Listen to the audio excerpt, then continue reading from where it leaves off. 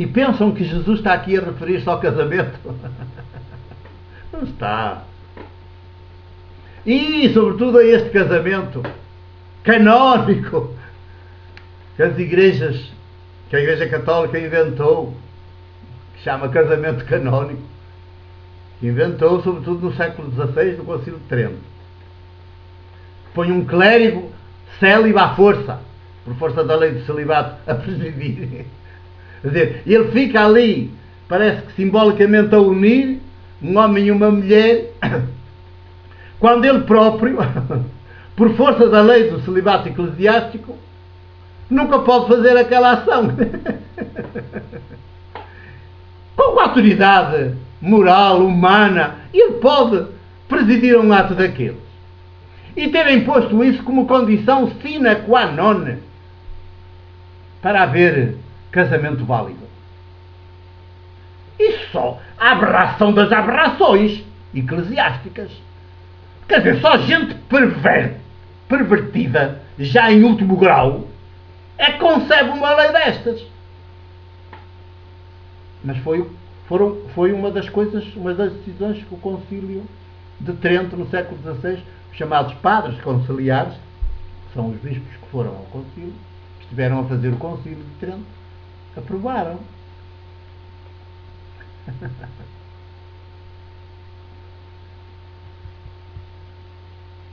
Estamos todos contra Jesus. Estamos todos nos antípodas de Jesus. Estamos a seguir o direito canónico, está todo nos antípodas desta Constituição Política do Reino, reinado de Deus Criador. Apresentada aqui por Jesus, praticada por Jesus, vivida até às últimas consequências por Jesus, de forma plena e integral. Mas no eclesiástico, institucional, há alguma coisa de Jesus? Há alguma coisa? Nada. Só há tudo de anti-Jesus. Tudo funciona para destruir Jesus. Não para que ele emerja, para que ele venha ao de cima, para que a luz que ele é brilhe como a cidade colocada no alto de um monte. Não. O que quer, o sistema eclesiástico quer é apagar essa luz. Destruí-la constantemente. Porque as suas obras, em termos de sistema, de institucional, são perversas, são más. Existem para descriar os seres humanos, não para promover seres humanos de dentro para fora. Porque quando houver seres humanos crescidos de dentro para fora, não haverá institucional. Tanto também não há lugar para haver clérigos, para haver privilégios. Já não há. Nem para haver os outros poderes. O político e o outro. Haverá seres humanos, simplesmente, em comunhão, em relação. Haverá povos em comunhão e em relação. Mas isto do século XXI não entendemos. O Evangelho, escutado, século XXI, é o que nos faz ver. Faz sobressair esta luz. Põe em destaque. E depois a gente entende. Claro que só se entende o Evangelho se a gente o escutar sempre à luz do que fizeram a Jesus. Porque o mataram. Então a gente, quando pergunta por que o mataram e depois começa a escutar, a conhecer as suas práticas e a escutar as suas palavras, século XXI, elas são do século I, escritas no século I, mas escutadas no século XXI, a gente, sim, o mundo, a sociedade, está toda organizada ao contrário do que deveria ser para nós todos sermos seres humanos, cada pessoa e cada povo. Está tudo organizado ao contrário. E então concluímos. Bom, se está organizado ao contrário, é porque não corresponde ao projeto político maior de Deus Criador, não está a realizar na história esse projeto, está a realizar outro, nos antípodas desse, que é o projeto de poder mentiroso e assassino do Deus ídolo inventado pelos sacerdotes e imposto aos povos como verdadeiro, e depois com o seu braço os outros dois poderes, ou com os seus três poderes, não é? Poder, primeiro, poder sacerdotal, eclesiástico, hoje religioso, e depois o outro, poder económico, financeiro, os da massa, e o poder político que está aí à frente dos Estados, das sociedades, com as tais leis, e sempre a fazerem leis, sempre a fazerem leis. Até tem uma instituição para fazer leis, que se chama o Parlamento.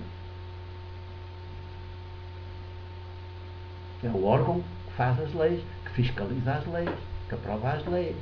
E algumas até já nem passam por lá, porque o próprio governo as faz e as publica. Nem precisam de passar por lá. É a perversão das perversões. E aí está.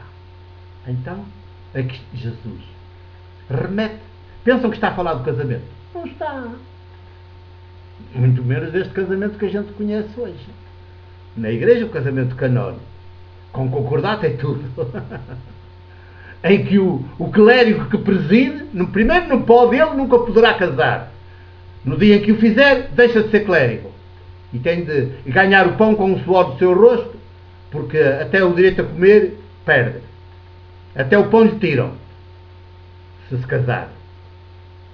Mas é ele que não pode casar por força da lei eclesiástica do celibato, que preside. É posto a presidir obrigatoriamente. Pároco. Não é um padre qualquer, é só o pároco, ou em quem ele delegar. Esse poder que tem, chamado de jurisdição. Eles sabem muito.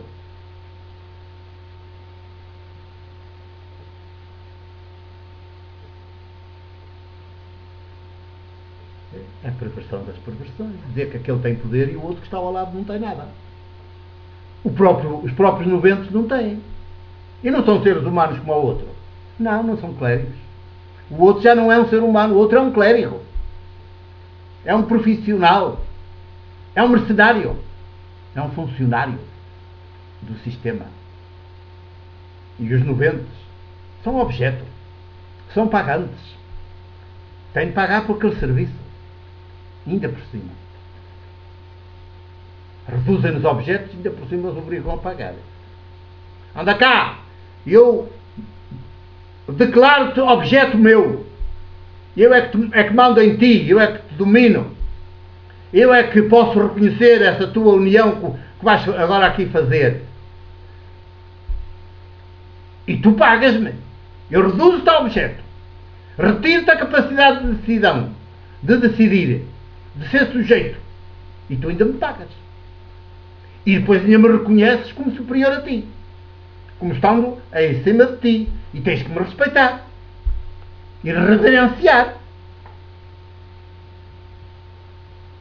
Há perversão maior. Pois pensam que Jesus está aqui a falar de casamento. Nada disso.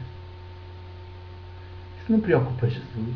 Preocupa Jesus é a relação homem-mulher entre seres humanos e entre povos. Como é que funciona? Que a gente se desenvolva de dentro para fora, porque o resto vem por acréscimo. Não é preciso haver leis, o resto vem por acréscimo. Quando a gente cresce em liberdade, como eu gosto de dizer, cresce em liberdade e em maioridade, o resto vem por acréscimo, não é preciso leis. A gente saberá bem em cada momento como agir, como fazer, e é sempre para bem nosso e dos outros. Infalivelmente, quando a gente cresce em humano. Agora, se crescemos em canalhice, não. Só nos portamos bem se tiver ali a polícia por perto e a gente não a tiver comprado antes. Ou se a minha consciência estiver lá com uma leitita dentro a dizer: se fazes isso vais para o inferno. Então também não faço. Ou se diz: se fazes isso mesmo às escondidas, Deus está a ver em todo lado e vê-te também a fazer essa coisa. E ai de ti! E ele pode ser fulminado esta noite. Então também já não faço. Com medo protege a vinha. Mas eu sou canalha. Não sou um ser humano, não decidi. Se decido pelo medo, não sou um ser humano. Decidi sem convicção. Já percebi.